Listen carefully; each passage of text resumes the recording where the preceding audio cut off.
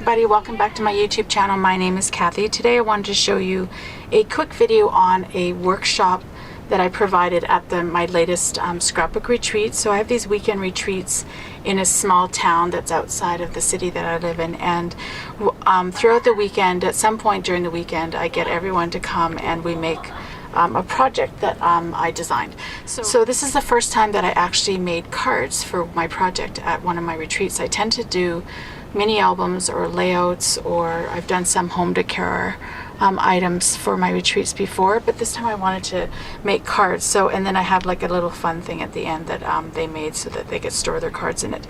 So what I did is for each of the cards, they made 2 of each card.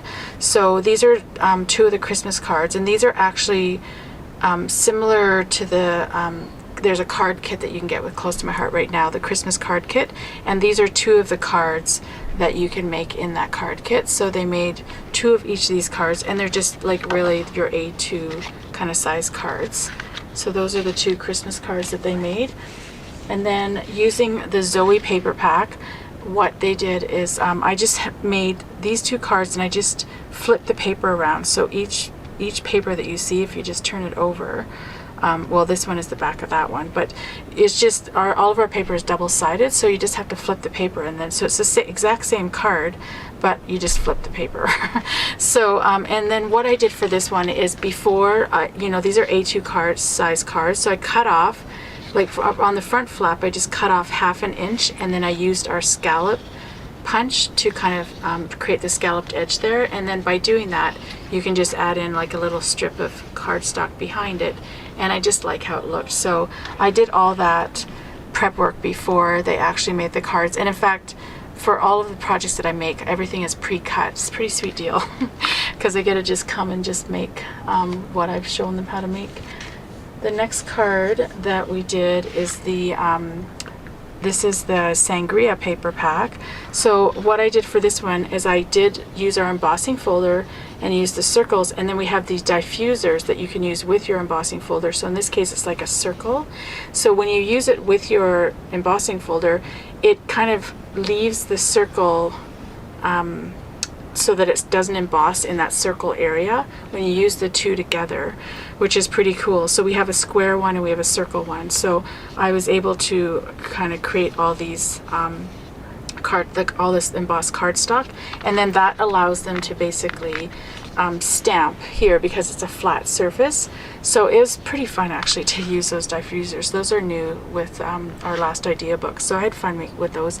And then I just did the same thing, and then I used some of the embellishments. I have so many embellishments, so these, in this case it's just like these little kind of rhinestone buttons, and then I use these kind of clear flowers for the cards. The other cards that we did were some masculine cards. This is using the Urban paper pack. So these are cards that we used to sell several years ago.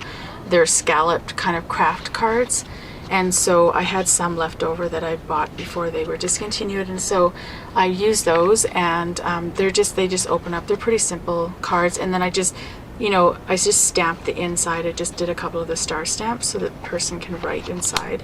So there's just a version of a thank you and a birthday card that we made. And then the last cards that we made were some easel cards. So this one is a thank you card, and I just dangled one of our little charms down from it. And then I actually haven't done this yet, but I will be putting a sentiment inside. So what you do is if you put the sentiment inside and pop it up, which I'll show you on the next card, then this card will rest behind it, or you can put like little rhinestones down here to hold the card kind of open so that it stands up like an easel card. So that's the first thing that they did, was the thank you card.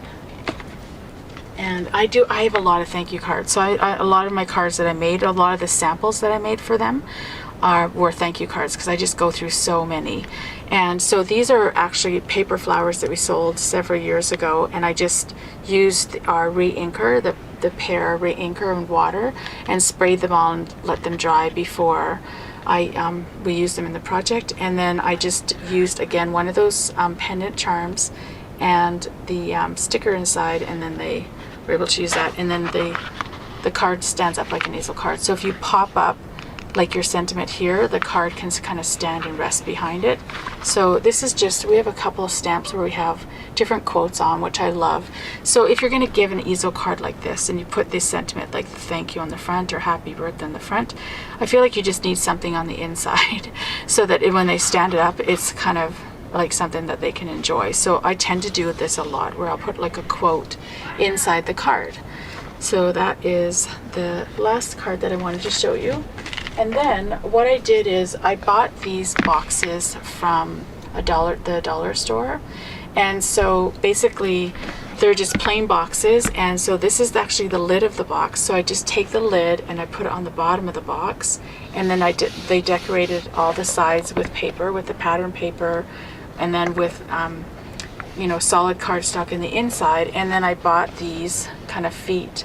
These are the Ranger, like Tim Holtz kind of feet, so that they can, you know, they could glue them on, and then they could create like a stand for their cards to go in. So that's how it looks with all their cards standing up in it.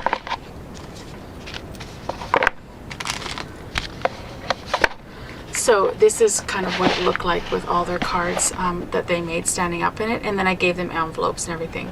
So it's just a nice, you know, just a nice decoration kind of idea, so that you can store your handmade cards inside of it. And then when you need one, you can just go grab one. So there's actually a lot of room for them to add to it if they want to, or just leave the cards that we made. So I hope that you enjoyed watching this video and you enjoyed this project. Thank you so much for watching, and until next time, happy crafting. Thanks. Bye-bye. Yeah, you're just too good to let us go.